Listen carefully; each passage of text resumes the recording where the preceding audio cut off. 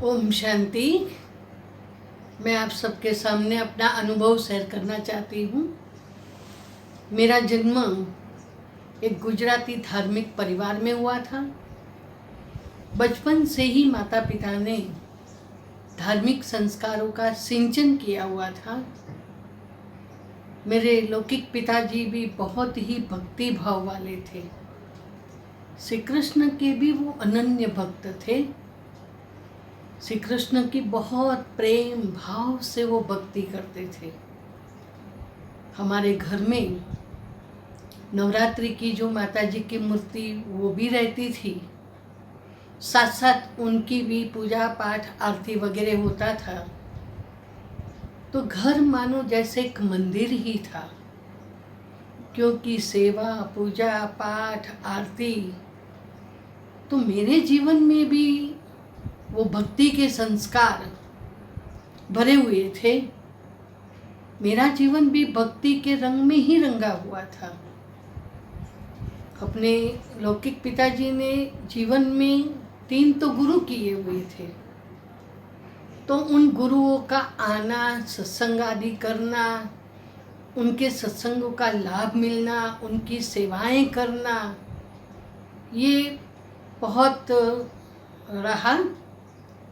साथ साथ इतनी भक्ति पूजा पाठ आदि करते भी पिताजी के जीवन के अंदर एक पारिवारिक प्रेम शांति की कमी थी। इतना सब करते हुए भी उनको गुस्सा भी बहुत आता था। सब उनको दुर्वासा कहते थे। तो एक दिन क्या हुआ कि उनको ये संकल्प आया कि मेरा सारा जीवन तो ये भक्ति भाव में तो गया, मैंने भक्ति भी बहुत की, लेकिन भगवान की प्राप्ति नहीं हुई, भगवान नहीं मिले। लेकिन एक बार गुरुजी ने उनको कहा था कि आपको इसी जन्म में भगवान मिलेंगे। उसी आशा से वो भक्ति आदि तो करते रहे। लेकिन एक बार उन्होंने सोचा कि इतना सब करते हुए भी जबकि मेरे जीवन में परिवर्तन ही नहीं है, तो ऐसा जीवन जीने का भी फायदा क्या।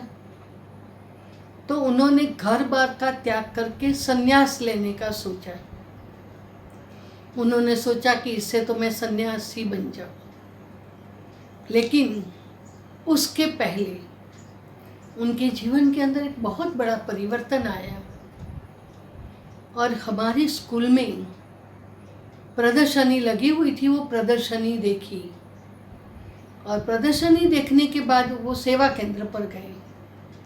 और सेवा केंद्र पर जाते ही उन्होंने निर्मला बहन से बात की कि मैंने अपने जीवन में भक्ति सत्संग आदि तो बहुत किए हैं, शास्त्र आदि भी बहुत पढ़े हैं, लेकिन मेरे जीवन के अंदर इन विकारों पर विजय प्राप्त करने की कोई युक्ति है तो वो बता।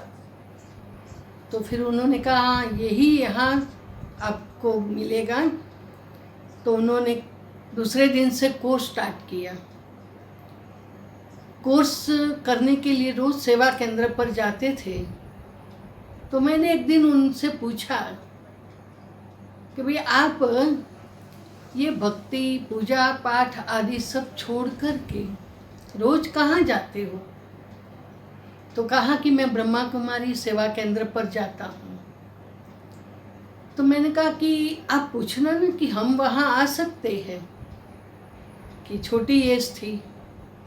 तो कहा कि ठीक है। दूसरे दिन से मैं और अपनी लौकिक माता जी दोनों सेवा केंद्र पर गए, कोर्स किया। कोर्स कराने वाली बहन जो थी वो उषा बहन की बहन आशा बहन, उस समय वो भी वहाँ रहते थे। उन्होंने हमें कोर्स कराया। कोर्स 2-3 दिन किया होगा, लेकिन कुछ समझ में नहीं आ रहा था। लेकिन फिर भी हम 2-4 दिन के बाद रोज मुरली सुनते थे। तो लौकिक पढ़ाई के साथ साथ ये अलौकिक पढ़ाई रोज पढ़ती थी। और जीवन में इस ज्ञान मार्ग में आगे बढ़ते गए। फिर लौकिक पिताजी के जीवन में भी बहुत बड़ा परिवर्तन आने से पवित्र प्रवृत्ति मार्ग के वो एक बहुत एग्जाम्पल बने, और एग्जाम्पल के साथ साथ उन्होंने ब्राह्मण जीवन के जो नियम हैं वो नियमों का भी कड़क रीति से पालन करते 6 मास के अंदर तो वो बाबा को मिलने मधुबन गए। तो मेरे लौकिक माता पिता दोनों हमको अहमदाबाद छोड़ कर के और मधुबन बाबा से मिलने गए, क्योंकि उनको ये था कि जिस कृष्ण की मैं भक्ति करता हूँ उसी के 84वें जन्म वो आत्मा उसको मिले बिना कैसे रहेंगे। तो ऐसे भागे जैसे बाबा को मिलने पुष्प शांता दादी के साथ वो बाबा को मिलने गए थे। तो बाबा ने भी उनको बड़े प्यार से अंगूठी पहनाई, माता जी को भी शाल ओढ़ाई और 2-4 दिन रहे बाबा के पास। और इतना जैसे भक्ति में इतना आगे थे, इतना नशा चढ़ा, वैसे ज्ञान मार्ग में भी एक नारायणी नशे की बात है। तो वो जैसे कि उनको ये था कि इतना सत्य ज्ञान जो मैंने प्राप्त किया है वो मैं संबंधियों को, अड़ोस पड़ोस को भी दूं, सेवा करने का भी इतना ही शौक रहा। तो घर में गीता पाठशाला खोल दी और गीता पाठशाला खोलने के बाद सेवाएं की। सेवाएं करते करते उनको ये हुआ कि ये ज्ञान तो गांव में जाकर देना चाहिए, क्योंकि लौकिक संबंधी ज़्यादातर गांव में थे। तो सोचा कलोल में एक स्थान लिया और वहाँ पर स्थान लेकर यहाँ से बॉम्बे से शिफ्ट होकर धंधा आदि भी समेट कर कलोल गए। सोने का धंधा था। दादी जी भी उनको सोनी भाई करते थे और सोने की अंगूठी भी बनाने के लिए देते थे। तो ऐसे आगे बढ़ते गए और कलोल में जाकर भी कोई सेवा केंद्र तो था नहीं। तो वहाँ पर फिर अहमदाबाद सेवा केंद्र की मदद से उन्होंने प्रदर्शनी वहाँ आदि की।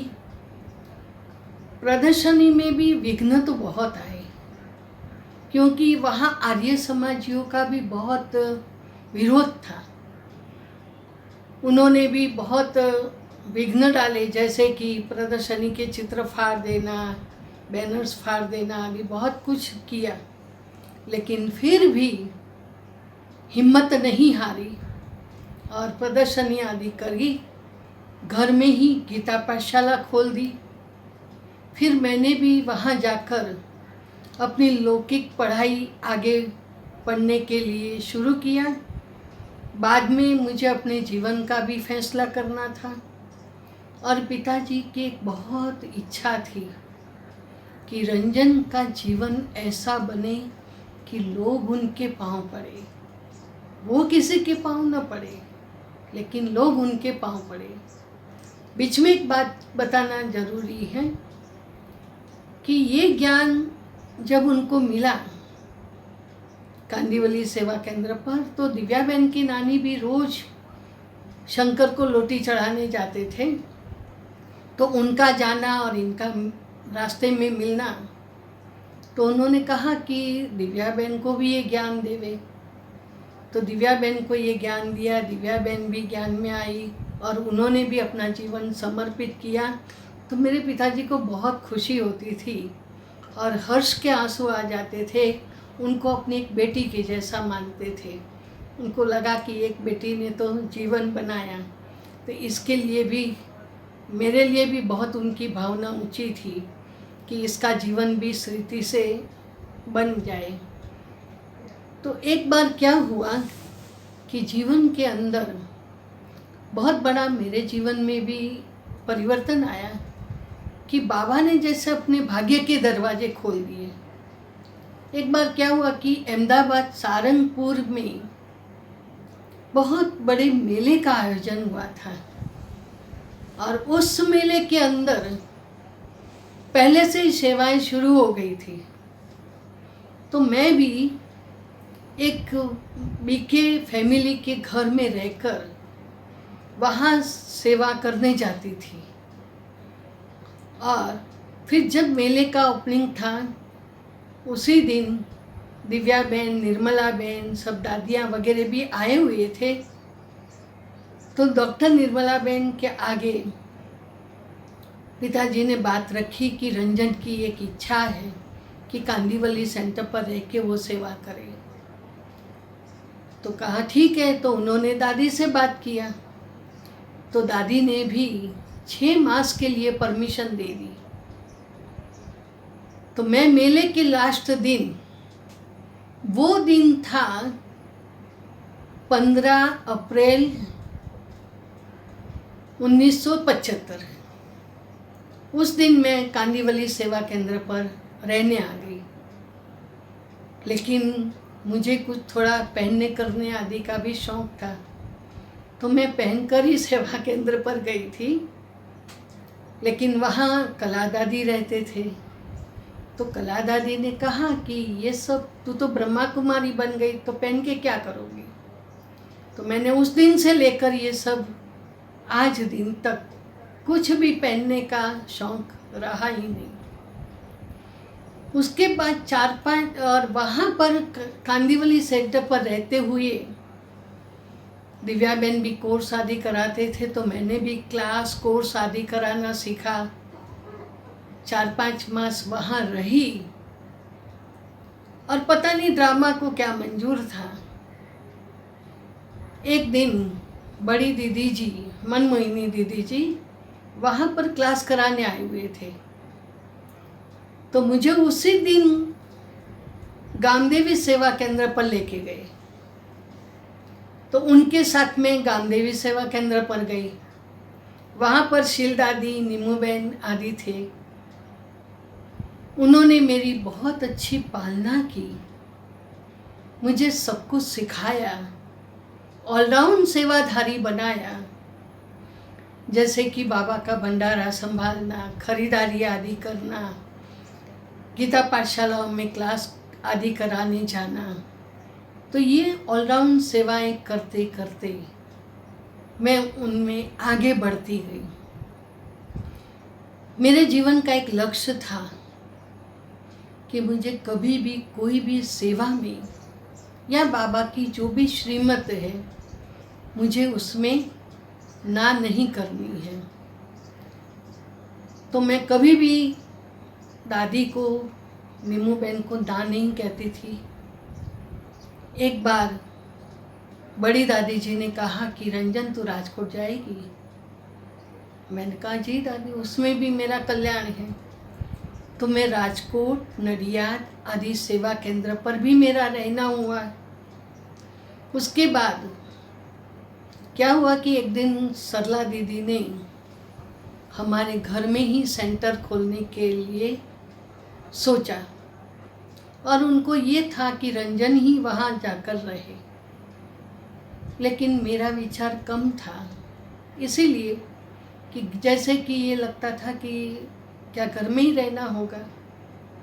फिर भी सरला दीदी और दादी की जो श्रीमत थी उस अनुसार मेरा कलोल जाना हुआ। कलोल में भी 4 साल सेवाएं की। उसमें भी एक ड्रामा बहुत अच्छा हुआ कि कलोल जो घर था वो ईस्ट में था। वेस्ट में एक भाई ने अपना पूरा मकान ही बाबा की सेवा के लिए दे दिया। तो वहाँ रहकर फिर हमने सेवा की, मेला आदि भी किया। लेकिन बाद में वापस शील दादी ने मुझे गामदेवी सेवा केंद्र पर बुला लिया। तो मैं गामदेवी सेवा केंद्र पर रही। वहाँ पर भी सेवा केंद्र पर रहते बॉम्बे में इतने कोई सेवा केंद्र थे नहीं। सारे बॉम्बे के अंदर सिर्फ 5 सेवा केंद्र थे। तो जो भी पार्टीज का आना, क्योंकि डायरेक्ट ट्रेन भी नहीं थी, तो साउथ की पार्टियों का आना, या बॉम्बे में हॉस्पिटलों के कारण पेशेंटों का आना, या रमेश भाई उषाबेन के कारण फॉरेनर्स का आना, इन सब की सेवाओं का लाभ मिलना, ये भी मेरे भाग्य में था। और बार बार वहाँ दादियाँ भी आना जाना करते थे। तो दादियों की सेवा का लाभ लेकर मैं अपने आप को बहुत सौभाग्यशाली समझती थी कि ये भी सेवा किसके भाग्य में। तो मैंने कभी क्लास वगैरह के लिए सोचा नहीं। मुझे याद आ रहा है कि 15-15 दिन शायद मैंने क्लास भी नहीं किया होगा, लेकिन साथ में इन दादियों की सेवा, उनके आशीर्वाद, उनकी दुआएं मिलती तो मुझे बहुत खुशी होती थी। गामदेव सेवा केंद्र पर जब रहती थी तो दादी दीदियों के भी पत्र आते थे, तो उनके पत्रों की भी एक बड़ी विशेषता रहती थी कि पत्रों के अंदर पहले मुरली की पॉइंट्स लिखते थे और पत्रों में मेरा नाम भी आता था। तो मुझे बड़ी खुशी होती थी कि देखो दादियाँ नाम सहित हमको याद देती है। तो ऐसे उनके पत्र आते थे। बाबा जब साकार में थे तो शीलेंद्रा दादी जी को बाबा ने नाम रखा था बॉम्बे का गवर्नर। तो शील दादी जो थी वो बॉम्बे का गवर्नर थी, और दादी के साथ जो रामी बहन रहती थी उनका नाम था राम बादशाह। और रमेश भाई के एक छोटे भाई थे, उनको साकार बाबा कहते थे मधु सेठ। तो शील दादी ने मेरा भी नाम रखा मुखियानी, क्योंकि हर प्रकार की सेवाओं में मैं आगे होकर कार्य करती थी। इसी बीच में 1990 की एक बात है कि दादियों की बड़ी बहनों की मीटिंग थी, और उसी दिन कलोल से फ़ोन आया कि आपके पिताजी सीरियस है, आप अभी आ जाओ। मैंने कहा मैं अभी तो नहीं आ सकती हूँ, लेकिन फिर भी गुलजार दादी, ईशू दादी ने मुझे बाजू में बिठाकर कहा कि देखो रंजन, ये सिर्फ तेरे लौकिक पिताजी ही नहीं थे, लेकिन वो बाबा का बच्चा था। तो जैसे उन्होंने मेरे अंदर इतनी शक्ति भरी और उस शक्ति को लेकर मैं कलोल गई, मुझे कुछ भी आँख में से आंसू भी नहीं आए। और सरला दीदी वहाँ पहुँचे थे, सरला दीदी के द्वारा ही उनकी अंतिम क्रियाएं पूरी हुई। मैं अपने आप को इतनी भाग्यशाली समझती हूँ कि ये दादियाँ ने मुझे इतना प्यार, इतना स्नेह देकर आगे बढ़ाया है। स्वयं शील दादी और दिव्या बहन भी कलोल आए थे। 13वें दिन उनका ब्रह्मा भोजन आदि भी रखा था। तो देखो इतनी हिम्मत, इतना प्यार देकर मुझे आगे बढ़ाया है। तो इन दिनों को तो मैं कभी भूल नहीं सकती हूँ। उसके बाद ऐसी गामदेवी की सेवाएं करते आगे बढ़ती गई। बचपन के वो दिन भी मेरे पूरे हो गए। मुझे याद आता है कि बॉम्बे में हमारी 4 दादियाँ पिलर्स के समान थी। ब्रिजेंद्रा दादी जी, पुष्पशांता दादी जी, आत्ममोहिनी दादी जी और शील दादी जी। ये 4 दादियाँ पिलर्स के समान जैसे बॉम्बे की एक शान थी, जिस कारण दादी जी और दीदी जी का आना भी बहुत बारी होता था। दीदी जी जब आते थे तो उनको घुमाने के लिए कभी वर्ली सी फेस, तो कभी कमला नेहरू पार्क, कभी मरीन ड्राइव, ऐसे लेके जाते थे तो साथ में मुझे भी उनके साथ जाने का चांस मिलता था, उनके साथ वॉकिंग करते थे। हमारी शील दादी तो लगभग रोजाना जाया करते थे कमला नेहरू पार्क में या मरीन ड्राइव पर, तो उनका हाथ पकड़ करके और मैं उनके साथ वॉकिंग करती थी। एक बड़ा नशा रहता था कि इन दादियों की पालना और इन दादियों के साथ उनकी पालना का प्यार मिलना, ये भी किसके भाग्य में। मैं अपने भाग्य को बहुत ऊंचा समझती हूँ, अपने भाग्य की मैं खुद ही सराहना करती हूँ कि मेरा भाग्य कितना न श्रेष्ठ है। ऐसे गामदेही में रहते, सेवाएं करते समय बीतता चला। शील दादी की तबीयत भी थोड़ी नाजुक रहने लगी, तो उन्होंने दिव्या बहन को बुलाकर उनके हाथों मुझे सौंप दिया और मैं 92 में मीरा रोड आई। मीरा रोड की सेवाओं के लिए मुझे निमित्त बनाया। मीरा रोड में आने के बाद सेवाओं की पूरी रूपरेखा ही चेंज हो गई और कैसे सेवा करनी वो मुझे सब दिव्या बहन ने सिखाया।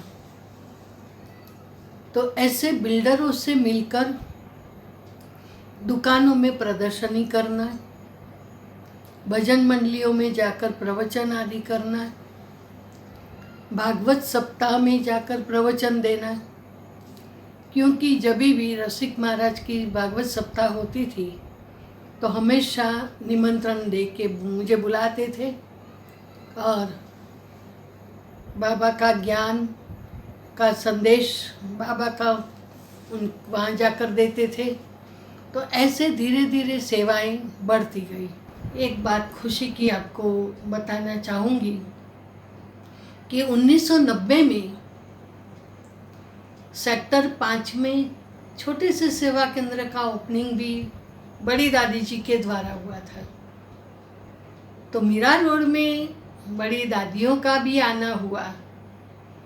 जैसे कि दादी जी तो आए हुए थे मेरे आने के बाद भी, जैसे शील दादी हैं, मनोहर दादी हैं, मोहिनी बहन हैं, रमेश भाई उषा बहन हैं, ऐसे बड़े बड़े महारथियों का आना हुआ और उनकी सेवाओं का भी लाभ मिला। उनकी दुआएं मेरे सिर पर हैं। बाप दादा के साथ साथ उन सब की दुआएं और हिम्मत से मैं आगे बढ़ती गई। 97 में बहुत बड़े मेले का भी आयोजन किया हुआ था। सभी सेंटर और दिव्या बहन के साथ सहयोग से वो मेला भी बहुत ही सफल रहा। उस मेले से भी कई भाई बहन निकले जिससे सेवाओं की वृद्धि हुई। वो सेंटर भी छोटा पड़ने लगा। फिर 2000 में शांति पार्क में दूसरा सेंटर लिया, बड़ा टेरेस फ्लैट। यहाँ भी धीरे धीरे सेवाओं की वृद्धि होती गई। भाई बहनों का भी उमंग उत्साह बढ़ता गया। भाई बहनों का भी साथ सहयोग और उमंग उत्साह के कारण सेवाओं में भी बहुत वृद्धि हुई। अनेक प्रकार की सेवाएं होती रही। वीआईपीओ की सेवा है या झांकी, प्रदर्शनी आदि और अनेक प्रकार के मेले भी होते रहे। ऐसे धीरे धीरे सेवाएं बढ़ती गई। मीरा रोड में 5-6 जगह तो बाबा के क्लासेस और पाठशालाएं भी चलती हैं।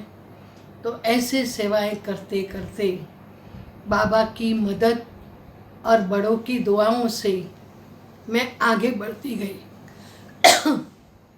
मैं अपने जीवन में ये अनुभव से मैं यही कहना चाहूँगी कि इस जीवन यात्रा में कोई भी प्रकार की बातें आए या विघ्न आए या परिस्थितियाँ आए, उसमें हम हिले नहीं, घबराए नहीं, हिम्मत रख हम आगे बढ़ते चले।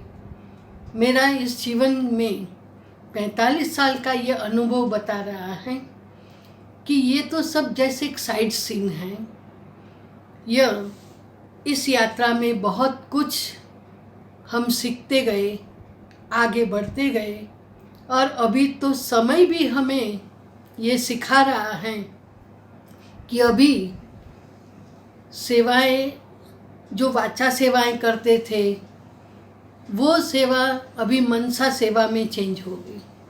अभी मनसा सेवा से हम आगे बढ़ते चले और तपस्या के द्वारा अनेक प्रकार की ऐसी मनसा सेवा करके उन आत्माओं में भी शांति की शक्ति और सकाश देते चले। अंतिम सेवा अभी यही है, और बाबा भी हमें इस तपस्या के द्वारा संपन्न और संपूर्ण बनाना चाहता है। तो हम संपन्न और संपूर्ण बनकर घर चलने की तैयारी करें। यही बाबा का संदेश है। लास्ट में मैं इतना कहना चाहूँगी कि शुक्रिया बाप दादा का, बड़ी दादियों का, बड़ी बहन का, कि जिसने मुझे आशीर्वाद देकर आगे बढ़ाया और मेरा जीवन धन्य बना दिया। साथ साथ मेरे लौकिक माता पिता को भी मैं कहना चाहूँगी अंत में कि उन्होंने भी मुझे सही मार्गदर्शन देकर के इस मार्ग पर चलना सिखाया। तो उनका भी एहसान कभी नहीं भूल पाऊंगी। अच्छा, ओम शांति।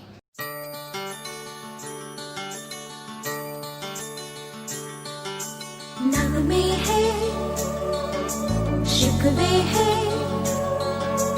किससे